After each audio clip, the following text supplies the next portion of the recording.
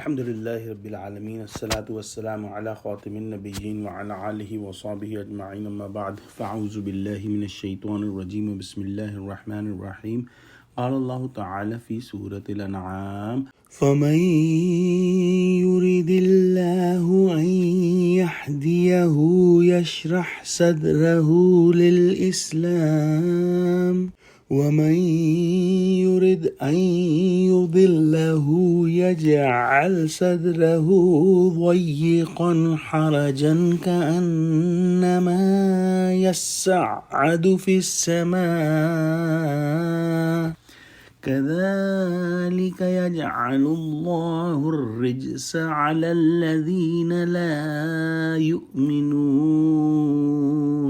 ترجمہ: تو جس شخص کو خدا چاہتا ہے کہ ہدایت بخشے اس کا سینہ اسلام کے لیے کھول دیتا ہے، اور جسے چاہتا ہے کہ گمراہ کرے اس کا سینہ تنگ اور گھٹا ہوا کر دیتا ہے، گویا وہ آسمان پر چڑھ رہا ہے۔ اس طرح خدا ان لوگوں پر جو ایمان نہیں لاتے عذاب بھیجتا ہے۔ یہ نہایت اہم مضمون پہلے بھی بیان ہو چکا ہے، جس میں اللہ سبحانہ و تعالیٰ کی طرف سے ہدایت اور دلالت کی بات ہے۔ پھر سمجھ لینا چاہیے کہ اللہ سبحانہ و تعالیٰ کسی کو زبردستی ہدایت نہیں دیتا اور کسی کو زبردستی گمراہ نہیں کرتا۔ اللہ سبحانہ و تعالیٰ نے دنیا کا نظام اس طرح بنایا ہے کہ جو ہدایت کے متلاشی ہیں ان کو اللہ سبحانہ و تعالیٰ ہدایت دیتا ہے، اور جو دلالت اور گمراہی کے متلاشی ہیں اللہ سبحانہ و تعالیٰ ان کو دلالت اور گمراہی میں ڈال دیتا ہے۔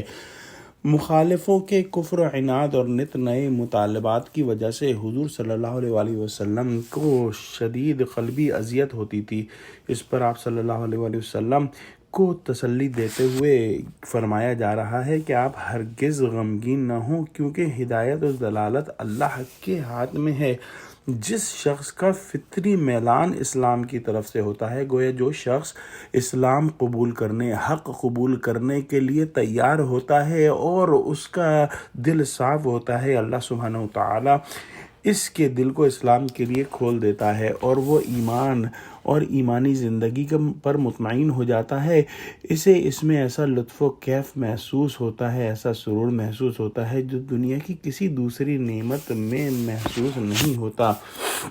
اس کے برخلاف جب کسی شخص کے سامنے حق آ جاتا ہے اور وہ حق کو رد کر دیتا ہے اور اصرار کرتا ہے کہ وہ جھوٹ پر اور گناہ پر ہی قائم رہے، تو پھر اس کے حق کو سمجھنے کی صلاحیت سلب کر لی جاتی ہے اور پھر حق سامنے آنے کے باوجود وہ حق کو نہیں پہچانتا۔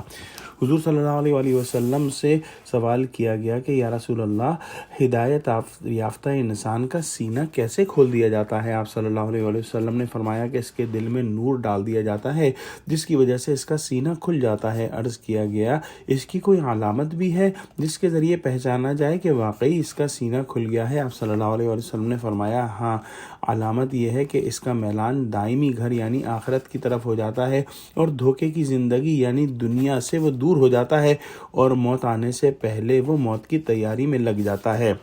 مومن کے مقابلے میں وہ شخص جو کفر و شرک کی وجہ سے اپنی فطرت خراب کر لیتا ہے، وہ اپنے دل میں تنگی اور گھٹن محسوس کرتا ہے۔ اسے اسلام قبول کرنا اور پھر اس کی تعلیمات کے مطابق زندگی بسر کرنا بالکل ناممکن محسوس ہوتا ہے۔ اسے یوں لگتا ہے گویا اسے آسمان پر چڑھنے کا حکم دیا جا رہا ہے۔ تنگی دل کے ساتھ ساتھ اس پر شیطان بھی مسلط کر دیا جاتا ہے جو اسے قبول ایمان سے محروم رکھتا ہے۔ اس کے دل میں کبر و حسد جیسے غلیظ جذبات پیدا کر دیے جاتے ہیں۔ لہٰذا جس بندے کے دل میں ہدایت کی سچی طلب ہوتی ہے، اللہ سبحانہ وتعالیٰ اسے شرح صدر عطا فرما دیتا ہے۔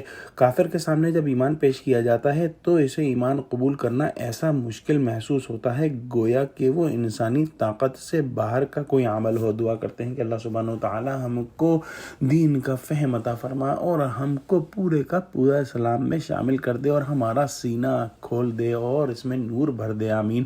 وآخر دعوانا الحمد للہ رب العالمین۔ السلام علیکم ورحمۃ اللہ۔